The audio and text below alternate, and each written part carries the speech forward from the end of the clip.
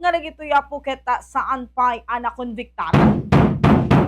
Iti alaksid mga kabombo nga base apo iti report iti biyang ti Department of Justice iti napalawas sa po nga tawen iti bulan na po iti Pebrero babayan na po iti administrasyon ni President Marcos Jr.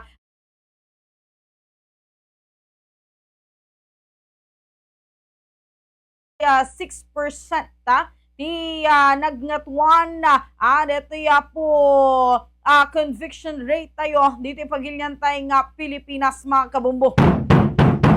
Gapo dito panaka-institutionalize po dito kung kunatayo pong case build up babay na po iti effort iti biyang ti Department of Justice nusirin no po nga ritay laeng kasong daan iti natibkera ang ebidensya when ritay proof ritay po maiyadano na po iti korte nung masigurado po nga maialisto po iti panakaited ti hustisya karigitay maseknan nga biktima makonbiktaran mga kabombo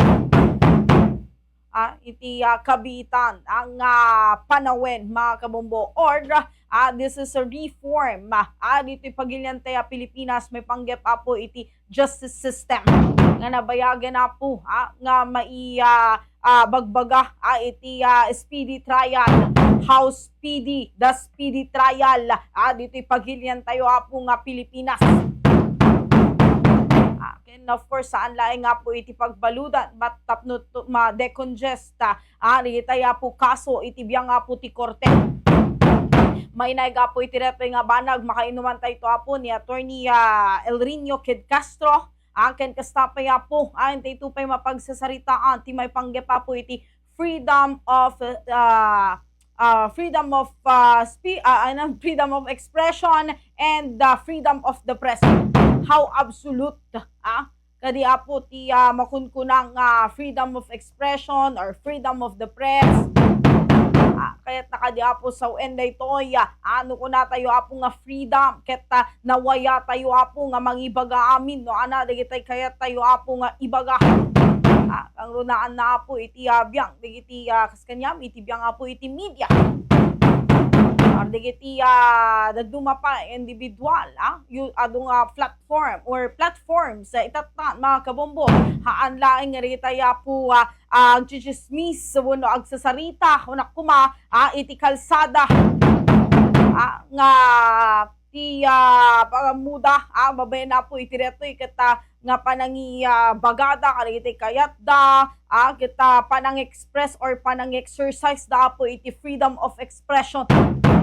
But sa dinno kadi apo laeng iti pagpatinggaan ti makunkuna nga freedom of expression iti biyang metapo itay da iti media ang ingana sa dinno apo iti pagpatinggaan ati freedom of the press.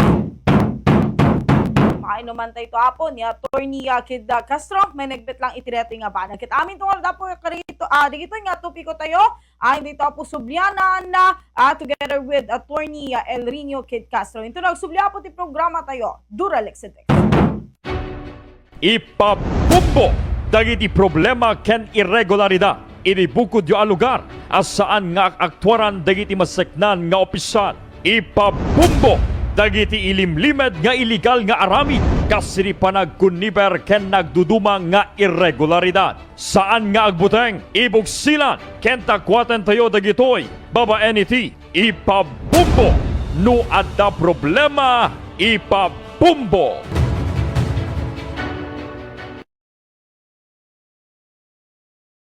Amom kadi at ikamatis ket may bilang a prutas uri masansan nga bilang dayto anateng may bilang dayto prutas may papan iti botany diti Pilipinas masansan ang milalaok ti kamatis iti sinigang menudo ken kare-kare ken pagsawsawan ti kang runaan na lugar diti paglian ngagmulmula ti kamatis ket iti Benguet, Ifugao, Nueva Ecija ken Batangas ti kamatis ket baknang iti vitamin C antioxidants ken lycopene. Ana digiti masapol nga aramiden tapno maliklikan ti kinama naglilipat. Mangan karigiti taroon anabaknang ti omega-3, antioxidants, mani. Liklikan digiti na asukar ang makan. Agbasa ti libro, maturog ti 7 hinggan ti 9 nga oras iti naldaw. Ag-exercise a kanayon, control and stress, uminom a kanayon ti danom. Liklikan ti panaginom ti arak ken panagsigarilyo.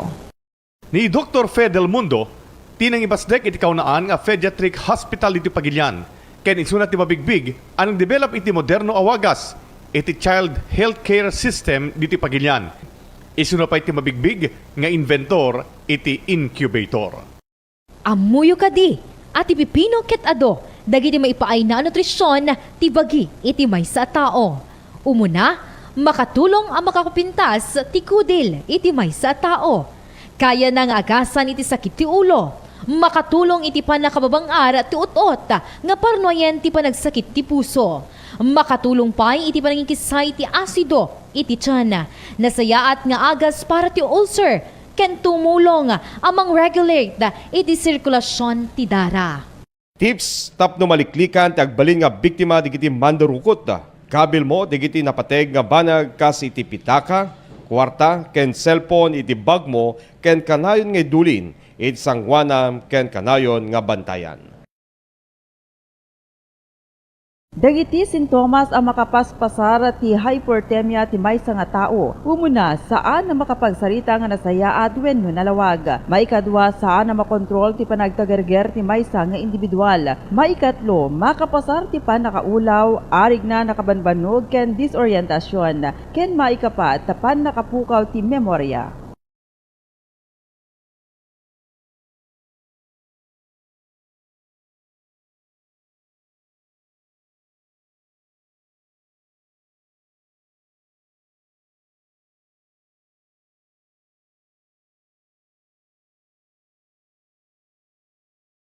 Ana dagiti benepisyo ti parya. Ti parya ket makatulong amang kontrol ti asukar iti dara. Nangruna karigiti diabetes. Mangpapigsa ti immune system. Makatulong amang tunaw ti makan iti bagi. Mangpababa ti tsansa ti sakit ti puso. Kasano nga nang rugi ti kalendaryo? Idiem mo na nga panawon saan pay nga nakaimprinta dagiti kalendaryo no dikat makitkita daytoy iti tangatanga. Iti pagilian tayo dati awagan da nga Tidorite Constellation. Banbantayan da no ngumatot ti Orion Constellation nga mauawagan as Seretara. Ngem dotan ket maususaran ti Gregorian calendar nga nakabase ti panaggaraw ti bulan kasi ti full moon ken new moon ken dagiti planeta. Simmarno ditoy ti Roman calendar nga kapaday ti 12 nga zodiac signs. Tinagan ti aldaw iti maysa lawas ket nakabase karay ti planeta init ken iti bulan. Tunggal sumungsumbat tayo iti telepono masansan ang madakdakamat ti sarita nga hello. Nga manakaditi sarita nga hello. Ti hello ket sanmet at talaga ang may sa wagas iti panangkablaaw no di ket may sa anagan ti babae. Ni Margaret hello ti fiancé wenno ti ayaten mismo ti inventor ti telepono ani Alexander Graham Bell. Ti sao nga hello ti umuna sarita at dinakamat ni Bell iti initial test iti invention na. Kaya nagpapanita ket iso ti pangbungad a sarita tunggal sumungsumbat dagiti tattao iti telepono itintero alubong. Ditoy pagilian ti espiritu ti bayanihan ket maysa panagkaykay Iti programa tayo Duralex Adlex. Tuloy po tindi pa nagdirinanggay mga kabomboy. Tira po nga gundaway. Intayo na po makainuman ni Attorney Alvinio Kid Castro. Yun na tayo manapo iti maipanggap pa lang po iti freedom of expression and of course freedom of the press mga kabombo. Isa rin ito iti panggap po iti solutions to decongest digitaya po pagbaludan and na po digitaya reson pingami na po nga digitaya po talagang when they congested pa ilang nga po nga pagbaludan itilaksid nga tinadakamat tayo apo itatay. So tira-tira po nga gundaway mapadayawan tayo apo nga makainuman ni Attorney Castro. Attorney, naimbag nga malemo and welcome again iti programa tayo Duralex Adlex. Yes, hello ma'am. Ken kastamit din dagiti nayat nga dumdungig kadeti nalatak nga program ma'am. So jak nam naman kami nga dito gay Facebook dito. So anyway, So, sakbay iti amin ma'am nga intay song batan dagiti saludsod dagiti nayat nga dumdungi iti yung programa. Kablawak man iti naragsak ka panagdengdengig ni Mayor Aldrin Garbida, si Attorney Aldrin Garbida, and to his wife, Honorable Caroline Garbida, kay Ma'am Leia May Asis and Miss Angelica Corpus Tamayo, and to Mr. Milan Eugenio. So salamat sa panonood or pakikinig kasi yung iba naman nanonood via Facebook and yung iba naman ay nakikinig via radio. So I hope makapagbigay tayo ng kaliwanagan doon sa mga katanungan ng inyong mga listeners today. So of course, kasi laging ma'am nababash din tayo, so it's not new to us na minsan we are being bashed because una, siyempre, I know Ilocano tayo, so we speak in Iloco, and of course minsan we speak in English and in Filipino. Tayo naman, I am expecting kasi na yung mga audience, lalo na kasi I experienced before, may mga audience pala na it's not from dito lang sa atin, so it's not confined in Ilocos. So minsan merong mga taga-ibang lugar, kaya we are trying our best to speak as well in Filipino or English. And of course, pag-explain kasi natin ng mga konsepto ng ating legal, yung mga legal concepts natin, minsan you cannot translate it in Filipino na I myself medyo nahihirapan tayong explain. But then again, we will try our best to explain it in our dialect. I can speak, grabe naman kayo kasi yung iba nag-judgmental dyan nagiging judgmental, maraming sinasabi. And of course, sometimes again, I want to make a disclaimer na sometimes we commit mistakes. Hindi naman tayo perfecto, so do not wag naman kaming ibas, basta makinig lang kayo. And I think if you do not feel like listening to what we are saying, so meron naman kayong choice or option to leave, ganun. So but then again, hindi naman kami, we are not speaking without any basis at all. So tayo naman ay inaaral din natin yung mga sinasagot natin na it's not plainly coming from us, na it's personal in nature. So may mga legal basis. So ngayong hapon, we will be talking about yan nga yung mga, siyempre tayo kasi may mga personal rants. When we say rants, meron tayong mga saloobin sa ating gobyerno. So and of course, you as media personnel, hindi yan maiiwasan na yung mga, syempre ilalabas mo yung mga information that you have gathered. And of course, meron kasing syempre yung ating isipin dyan would now be that freedom of expression. So, sabi ko, una, punto dyan is yung mga media personnel, meron talagang freedom of the press, napaka-importante yan. Kasi una, it's not always, di ba? Although sometimes we commit mistakes, so we cannot, or sometimes the source where we gathered that information, di ba? Meron tayong source. So, and of course, sometimes you are not even allowed to, you also have the power, or I mean, you have also the discretion whether to disclose it or not, yung ating source of yung information. So, syempre, unang-una, trabaho nyo yan. Meron tayong kasing tinatawag na yung ating ISLAP. Okay, so parang hindi familiar yung ISLAP, yung ibig sabihin sa iba. So, we have this strategic lawsuit against public participation na pwedeng gamitin ng ating mga media personnel para naman hindi sila tawag nito yung tinatakot para sa kanilang malayang pamamahayag, lalo na sa mga usapin tungkol sa gobyerno. Kasi ang ating konstitusyon, okay, sa constitution na lang talagang nire-recognize niya yung ating freedom of expression. So when you talk about freedom of expression, very very basic yan, that serves as our protection against abuses of those people representing the state. So tayo na nagseserbisyo sa gobyerno, so like us, so hindi ko naman pwedeng iwala yung sarili ko kasi I personally is serving the government. Kaya lang tayo ay naturingan na tao gobyerno. So pinapasahod tayo ng pera ng bayan. So sa pagtatrabaho natin sa gobyerno, so we are answerable to the people. So ngayon, syempre tayo ay may pananagutan sa taong bayan dahil nga tayo pinapasahod ng taong bayan. So ngayon, syempre, sa ating mga trabaho, we cannot avoid that na yung mga tao ay magkomento sa klase ng serbisyo na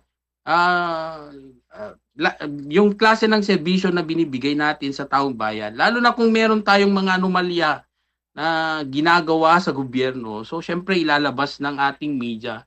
So ngayon ang tanong, syempre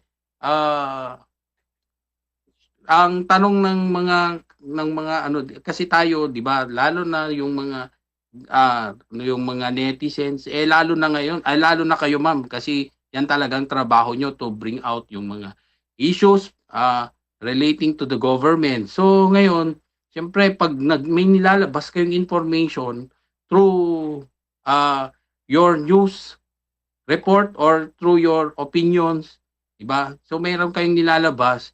So, minsan talagang hindi maiwasan na yung mga tao na apektado rito or yung hindi apektado, yung the right term is yung nalabas yung pangalan nila, na-mention sila. So, tendency would be they would threat yung ating media sa pagpapahayag ng ganitong mga impormasyon. So tama ba 'yon? So ngayon ang sagot natin diyan ay hindi po kasi etong ating pag-uusapin tungkol sa ating media. So meron tayong tinatawag na freedom of expression na nakasaad sa ating 1987 Constitution, particularly Article 3 Section 4. So lagi kong binabanggit sa even sa lalo yung kayo 'di ba ma'am media, yung mga netizens nga 'di ba may mga nagko-comment doon na nagpapahayag ng kanilang saloobin sa ating yung mga discontentment or yung kanilang hinaing sa gobyerno. So pwede bang i-stop 'yan ng gobyerno? Lalo na yung mga taong nagrerepresenta nito or yung mga opisyal, yung mga law enforcers, mga employees doon sa pinapahayag ng ating mga taong bayan, lalo na halimbawa nilabas yan through media. So pwede bang pigilan yan ng gobyerno? Sabi ng ating konstitusyon, particularly sa Article 3 Section 4, sabi doon, no law shall be passed abridging the freedom of speech, of expression, or of the press. So malaya kang magsalita. So tungkol, lalo na kung yung usapin ay tungkol sa public interest. Okay, so yun naman. So ang tanong dyan, meron bang elemento ng cybercrime? Okay, pwede bang cybercrime? Cyber libel, I mean. Dito sa punto na to, na kung merong pinapahayag sa ating social media tungkol sa hinaing sa gobyerno, the answer is no. So yun, wala yun. Okay, kasi nga, ito yung ating, ito yung binabanggit ng ating Article 3 Section 4 na hindi dapat ang gobyerno ay dapat wala dapat batas na gagawin para kitilin ang karapatan nating mamahayag or yung i-express natin ang ating opinion towards the government. And of course, in some jurisprudence decided by the Supreme Court, sabi doon sa mga jurisprudence niya na hindi dapat pag ikaw ay opisyal ng pag ikaw ay opisyal ng gobyerno, you should not be onion skin. Hindi ka dapat balat sibuyas. In the first place, kung ayaw mo palang nakakarinig, okay, ng mga ganon na komento tungkol sa iyong trabaho, di maging pribadong tao ka, di ba? So you also have that choice na wag ka nang magserbisyo sa gobyerno kung ayaw mo rin lang palang na meron nagkokomento. So, yun nga yung sinasabi ko na anyway, meron namang pwedeng solusyon pagdating sa kung yung mga reporters natin ay tawag nito yung meron ng elemento ng harassment kasi nga merong tawag nito, meron ng ginagawa na hakbang na kasuhan yung isang kagaya ninyo na isang reporter or isang kahit man lang tayo na ordinaryong Pilipino na nagpapahayag ng ating saloobin sa gobyerno. So, sa punto na yan, pwedeng tingnan yung possibility na ah, na they will they will use this what we call strategic lawsuit against public participation. Kasi protection ito ng ating mga journalists like you. Kasi nga, yung in the first place, yung nasabi ko, yung mga nilalabas ninyo na mga report, it is actually a matter of public interest. Okay, so public interest yan. And would that constitute cyber libel? Hindi. Kasi nga, ito naman ay issue ng public interest. Yun nga, tayo nga ine-expect nga ng ating konstitusyon ng malayang pamamahayag or pag-express ng ating saloobin sa gobyerno. Okay, so ina-acknowledge niya yung ating karapatan na yan. So, more so, yan ay binabanggit lang niya, mga ordinaryong tao gaya namin. How much more sa ating media na yun ang kanilang trabaho.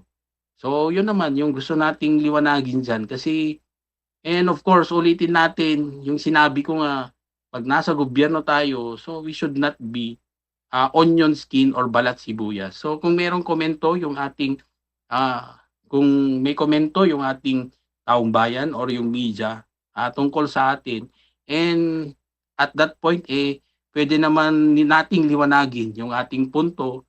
So, why not express our, di ba? Bigyan natin ng pagkakataon na explain natin yung ating panig dahil sa punto na yan, meron namang pinanggagalingan. Lalo na sa inyo, ma'am, nakita ko na how you work very hard dito sa radyo ninyo na when you conduct investigations, kasi ako din, nakikinig din ako. So nakikita ko na talagang you truly embody or yung you follow yung mga principles of journalism. Syempre, and I really appreciate that. Kaya minsan pag reliable information, nakikinig talaga ako sa inyo rin. Okay, so sabi ko, I cannot see any malicious intention kasi wala ka namang personal grudge over that person. Kaya lang parte ng iyong trabaho na ilabas kung ano man yung mga sinaing or yung mga saloobin or yung hindi tamang ginagawa ng mga taong nasa gobyerno. So nilalabas nyo lang. So would that constitute cyber libel? I think wala. So medyo para lang din, ito yung pagpapayag natin ay para lang din naman pag-aanin yung trabaho. Kasi at the end of the day, you are not doing this kind of reporting to damage the reputation of a particular individual, but more of the public service. Okay, so yun naman yung ano natin. Kaya lagi tayong tinatanong na, di ba yung, kasi merong other station nagtanong din sa akin tungkol sa usapin nga ng utang. Sabi niya, meron daw mga nagpapahayag ng yung kanilang paninilingil ay ginagawa sa social media. So ibang usapan naman yun. Kasi the person involved doon sa paniningil ng utang is a private individual. So private life niya yon. So kung private yan, so it deserves confidentiality, privacy. So kung yan ay ginawa ng isang creditor, kahit na sabihin natin na he or she was offended by the debtor, yung nangutang, dahil nga hindi na siya nagbabayad, pero that does not give you, hindi yan nagbibigay sa inyo ng karapatan na gamitin ang social media para siraan naman yung nakautang sa inyo. Kasi may mga legal remedies provided for in by law na kung halimbawa, di nyo rin afford yung lawyer, di ba? Minsan di nyo afford. Sa paniningil, konti lang yung utang. So you can always avail the services of our free legal service through the IBP. Kasi meron na kaming free legal aid dyan na 60 hours once in every 3, tama ba? 60 hours in every 3 years. Dapat may 60 hours ka dyan. And at the same time, meron na tayo public attorney's office na nasa iba't ibang munisipyo na. So lumapit na sila sa atin. So you can always ask their assistance. And of course, meron tayong mga legal remedies like small claims and collection of sum of money. Kaya hindi rin pwedeng gamitin yung ating malayang pamamahayag para through our social media yung paraan ng paniningil kasi it concerns private individuals kasi yon na talaga dapat naman i-observe natin ang kanilang right to privacy. Pero pagdating kasi sa ating mga public officials like us, so including me, so tayo, nagtatrabaho sa gobyerno, dapat naka-default na sa inyo na sa atin na it is a matter of public service. So ngayon, we are getting salaries from the money of the people. So ngayon, we are accountable to our people at all times. Nakasagad yan sa ating konstitusyon, di ba? Sabi nga, public office is a public trust. Ano pa, marami tayong nakasaad dyan. So, and of course, yun nga, obligasyon ng Estado na yung ating freedom of expression ay respeto yan ng gobyerno. Okay, so protection natin tong freedom of expression na to, that is actually our defense, or that is our depensa natin yan against abuses of people representing the state. So laging tinuturo dyan, hindi ito depensa against other individual kasi halimbawa, gaya nga ng sinabi ko, yung creditor-debtor relationship, nagpo-post sa media, sa social media, so pwede ba yun? The answer is no. Kasi nga meron ding nakasaad sa ating konstitusyon na right to privacy, na irespeto rin natin. So ngayon, kung gagawin yan ng pribadong tao, pwede mong kasuhan yung pribadong tao na yun, ng cyber libel. Pero kung yan ay involving public official, yung pinopost mo sa social media dahil sa kanyang mga hindi tamang ginagawa sa gobyerno or yung mga nire-report ninyo, for example, yun nga, yung tungkol sa kanilang trabaho in relation to their work. So, would that constitute cyber libel? Hindi. Okay, so hindi. Kasi nga, yun nga, expected when you are a public official, you should not be onion skin. Dapat ay hindi ka balat sibuyas. So, dapat kung may komento na galing sa taong bayan, so, you have, wag ka sanang mabilis magalit. Kasi nga, talagang meron naman talaga tayong pananagutan sa taong bayan. So, yun. And of course, we have to accept na we are not perfect, so we commit mistakes. But then again, we should always be reminded na dapat yung mga mistakes natin, it would not constitute a violation of the law. Kasi kung may violation yan, syempre may pananagutan tayo sa batas. And of course, kung yan ay nilalabas ng taong bayan and they are making us accountable to it, karapatan yan ng tao. Okay, so tayo naman, kung gusto nating linisin yung pangalan natin at wala tayong doon, meron tayong mga legal remedies provided for in by law, or in short, pwede naman tayong sumagot, okay, doon sa mga allegations that are thrown to us. But then again, yun nga, paalala naman, depende kasi yan kung that is about in line of our official duty. So wala talagang cyber libel. Pero kung yung pinag-uusapan nyo naman ay usapin ng personal na bagay, like for example, ako, pinag-uusapan nyo love life ko. So, so would that constitute, pwede bang yan, cyber libel? Pwede kasi nga, hindi naman yan usapin na ng trabaho.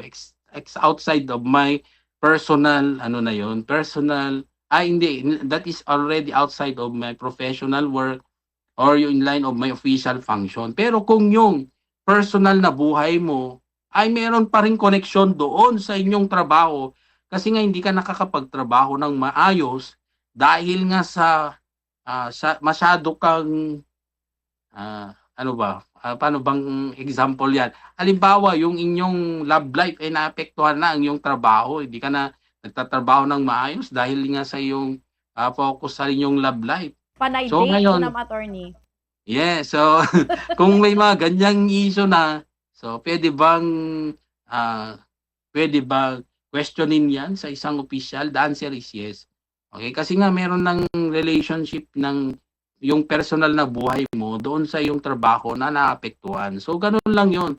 So sa ating mga paalala sa ating kapwa nating opisyal din ng gobyerno, kung may mga ganyan na lumalabas, so wag naman nating takutin yung ating mga kasama sa yung mga natin, media natin na eto tatakutin mo. So although you always have, ma'am, yung tinatawag nating remedies provided for in bylaw to protect also your rights, okay? Doon sa in line with your work. But then again, hopefully maliwanagan yung iba kasi nga marami din tayong naririnig, and I personally being asked many times na yan na tinatanong na would that constitute cyber libel? So sabi ko hindi, kasi nga public official ka eh. So you are subject to public scrutiny.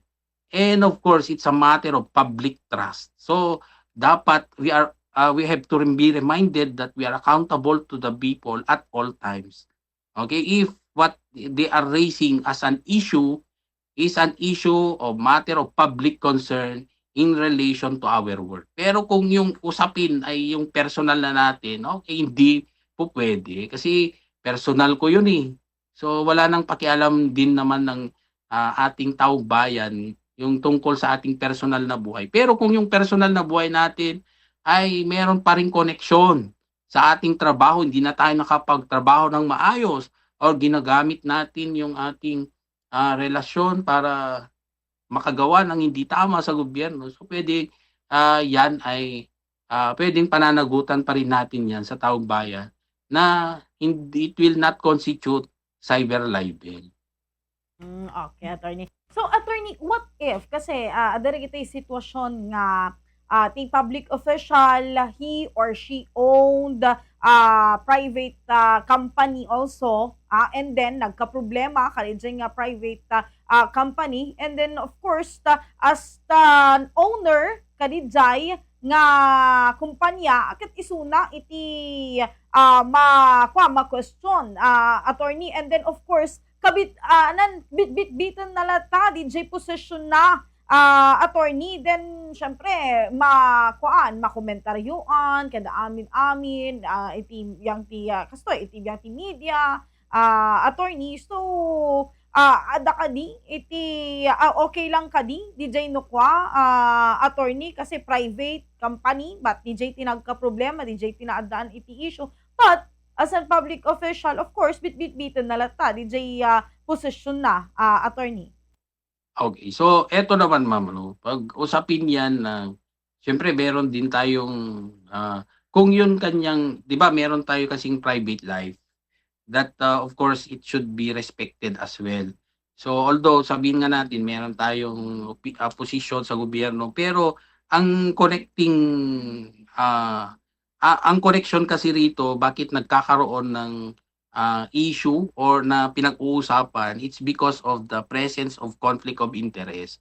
So kung pumapasok yon na konektado ang iyong position sa iyong trabaho, so that's another story, kasi nakikitaan yan ng conflict of interest. But then if you have a private life and meron kang negosyo, personal, na hindi naman yan in a way connected doon sa iyong trabaho ngayon bilang taong gobyerno, so wala namang issue na mayroon kang negosyo pa rin, kasi kung hindi naman yan nakakapekto sa iyong trabaho, or hindi mo naman ginagamit ang iyong position para to advance, okay, yung favor towards your personal interest, so wala namang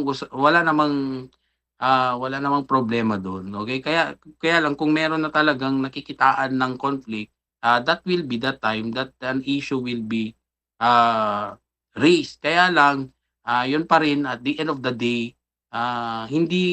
although we have that right to di ba, yung magtanong tungkol dyan, pero yun nga, we cannot hindi naman natin pwede silang persahin, okay, to na sumagot sa usaping or sa bagay na yan, kasi unang-una syempre meron naman tayong kasing proseso na nakasakasad sa ating batas na kung meron kang legal issue, particularly to a particular individual, kailangan i-resolve yun. Kaya nga sabi natin legal issue yan. So, usaping legal yan. So, ano ba ang gagawin sa mga legal issues? So dapat i-resolve yan through our courts. So, hindi naman natin pwedeng persign sila na sumagot sa atin dahil nga yung tinatanong natin ay konektado sa kanilang personal na buhay or sa kanilang yung in relation to their professional and personal life. So, kung yan ay usaping legal, hindi natin sila mapupersa kasi nga meron naman, kung legal issue yan, dapat legal din ang pag-resolve dyan. So, kung paano ba sinesolve ang legal issue sa court niya yun ipaliwanag. So, hindi naman sila obligado sa atin. Okay, kaya lang kung ikaw naman ay hindi mo naman nakikitaan na wala ka naman talagang issue at all tungkol dyan, kung ako, mas mainam sagutin ko na lang, di ba? Wala namang, hindi naman big deal sa akin yan, wala namang katotohanan. So, sasagutin ko na lang. Okay, so kung ako, sasagutin ko na lang kasi ano ba naman ang liwanagin lang yan sa taong bayan. Okay, pero at the end of the day, hindi talaga sila nauobliga, ma'am, kasi nga kung legal issue yan, dapat legal din ang kanilang approach sa pagsagot dyan. So kung legal issue, sa korte yan. Okay, sa korte yung sasagot. Okay, attorney. Kasi adamin pa dagiti da dumano ka, like for example, kasla kumati business na, let's say, piggery, kung natay latan, attorney, bagi ni kastoy nga opisyal, iti gobyerno or local or LGU dita, attorney, tapos nagkaroon iti problema, iti usual nga problema iti piggery, attorney, then bagi na, of course, tintuan na mo na no ibagam jay nagan, jay makim bagi, agta kabit-bit-bit na, jay posisyon na, attorney, adami no kadigiti da duma, nga mangibaga apay nga slang iramraman na, iti posisyon ko, apay ramraman na, ti kina, kung nataylatan, kina mayor ko, kina bisay mayor, kada kina konsehal dita, kasday, attorney. Okay, so yun naman, syempre, a matter of identity. Siyempre naman, di ba? Yun nga yung sabi ko, we should not be onion skin. Hindi dapat tayo balat sibuyas. So, parte na ng ating pagiging taong gobyerno ang pagkakaroon ng mga meron tayong pananagutan sa taong bayan. So, expected yan from us kasi public office is a public trust. So we are accountable to the people at all times. So nakasaad doon at all times. So ngayon, wala naman siyang binabanggit doon na it will only be pertaining to our, di ba? At all times kasing nakalagay doon. So, but then again, we can always, clarify na pagdating sa issue na to, kapitan ako or whatever, anong position na hinahawakan mo ngayon, pero binabanggit lang yung iyong position kasi nga talaga namang may tawag nito. Bakit anong big deal doon kung binanggit ang iyong position? Hindi naman presume na it's because of your position, you are abusing it, di ba? Na merong favor that was given against towards you. So ngayon hindi naman kasi nga hindi mo mahiwalay talaga yung ating posisyon doon sa kanilang mga kinu-question, lalo na kung yung kinu-question na bagay ay meron talagang close in contact with our yung position natin. So like for example, babuyan, issue ng babuyan, 'di ba, sa ating respective barangays, meron ng mga restrictions pagdating sa pag-aalaga ng baboy. So ngayon, siyempre sa community or sa barangay ninyo, lahat pinagbawalan na. And ikaw, nung tiningnan, ikaw pala ay may alaga pang baboy. So, siyempre, ang kino-question nila talaga actually diyan is pertaining to all. Kaya lang kasi na-scrutinize na rin ng iyong position dahil nga you know for a fact na pinagbabawal na sa inyo, bakit ikaw ay inaalaw pa, di ba? So, syempre it will arise a possible conflict of interest kasi meron kang napaboran ka diyan eh. Kasi nga so pinagbabawal niyo sa lahat pero ikaw you were allowed okay to yan yung mag-alaga ng baboy. So, ngayon, syempre, hindi mo mawawala yung pagdududa ng taong bayan na there's something, there is a favor given to you in line with your official function. But then again, you always have, okay, the opportunity to explain your side. Hindi naman na it's because meron ng allegation against you. Allegation means alleged. So, meron lang bintang sa'yo. Okay, so kung bintang pa yan, meron na bang katotohanan? Wala. So you have the option to disprove it. So yun naman yun. Bakit wala naman akong nakikitang masama kung binanggit na ikaw ay isang opisyal kasi talagang it will be connected dyan kasi yun nga yung sabi ko pagdating kasi sa ating batas, it applies to all. Bakit ikaw?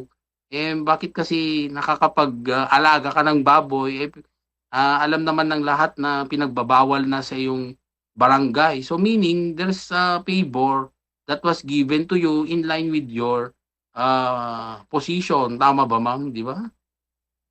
So you cannot remove. Kaya kayo naman na mga opisyal, huwag kayong balat sibuyas. We have to always keep in mind na when it comes to our official function as public official, so hindi talaga mawawala yun. Kaya lang, okay, sa ating mga netizen naman, paalala lang, basta yung ating mga komento ay talaga namang meron kayong basehan. Okay, meron kayong basehan. Pangalawa is you should only be commenting on something that is in relation to his work.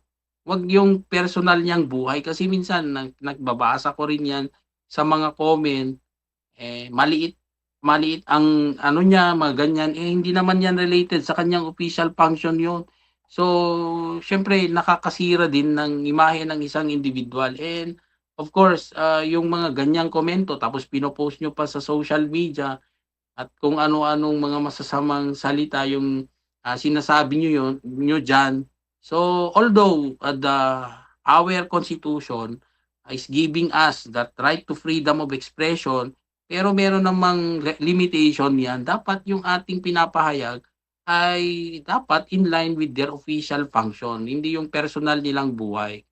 Kasi minsan sumusobra talaga din yung mga netizens. Kaya na minsan nabibasa ko rin yung inyong mga atake doon sa mga netizen. Kasi alam nyo ma'am, it really nakakababa din ng pagkatao yung mga bashers dyan na kung ano-anong sinasabi na palibhasa ganito. Although, minsan binabasa ko rin kasi parang natatawa lang ako dahil siyempre sabi ko nga minsan pinatulan ko rin na sinabi ko na baka po pwedeng kayo na lang din ng mag-guest kasi it's not that easy as what you think na magsasalita tayo na ganito, di ba, na in front of people.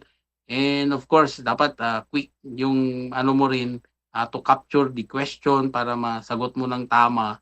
So, mahirap din sa totoo lang. Kaya lang, we look at it more of as public service kasi ito yung ginusto nating gawin. Kaya lang hindi naman yan hindi naman yan dapat abusuhin ng mga netizens. It's not because gusto namin na nanonood din kayo sa amin, kaya lang yung to the point naman na yung mga komento ninyo ay below the belt, parang hindi naman tama yon. So, of course, we should do it professionally.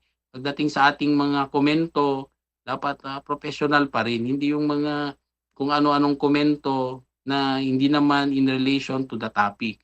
So, yun lang naman nakikita ko na paalala lang sa ating mga tagapakinig, yung nanonood, tagapanood. So dapat mag-ingat din.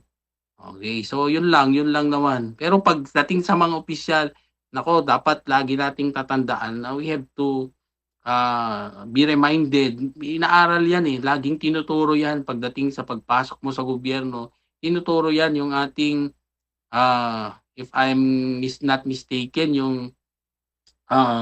ethical standards, diba? Meron tayong RA 6713, tama ba?